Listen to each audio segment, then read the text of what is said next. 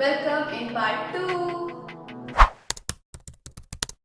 तर आता मी आंब्यातील निसर्ग माहिती केंद्रामध्ये आहे. माझ्यासोबत आंब्यातील RFO कोकितकर सर आहेत. तर सरांकडे आपण माहिती केंद्राची थोडीफार माहिती घेऊया. नमस्कार, मी प्रदीप कोकितकर, वन परिक्षेत्र अधिकारी आंबा. आपण सह्याद्री व्याघ्र राखीवमधील आंबा वन परिक्षेत्रामध्ये आहे. या ठिकाणी आपण निसर्ग माहिती केंद्र बनवलेलं आहे. ते याकरता बनवलं आहे की सह्याद्री व्याघ्र राखीवची संपूर्ण माहिती आपल्याला इथं देता येईल.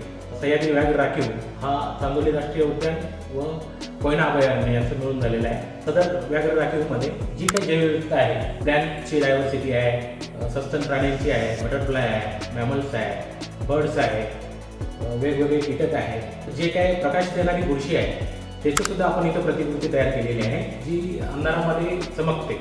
ती बुरशी फक्त आपल्याला ह्या व्याघ्र राखीवमध्येच बघायला मिळेल. तर आपण ह्या सह्याद्री व्याघ्र राखीवमधली जी काय बायोडायव्हर्सिटी आहे ती या एका ठिकाणी आपण सगळी समजून घेऊ शकतो. याकरता आपण हे निसर्ग माहिती केंद्र बनवलेलं आहे. त्याला खूप चांगली माहिती सांगितली आहे. तर तुम्ही देखील आंब्याला आलात तर या निसर्ग माहिती केंद्राला एकदा नक्की भेट द्या आणि खूप साऱ्या प्राण्यांची आणि पक्ष्यांची माहिती घ्या.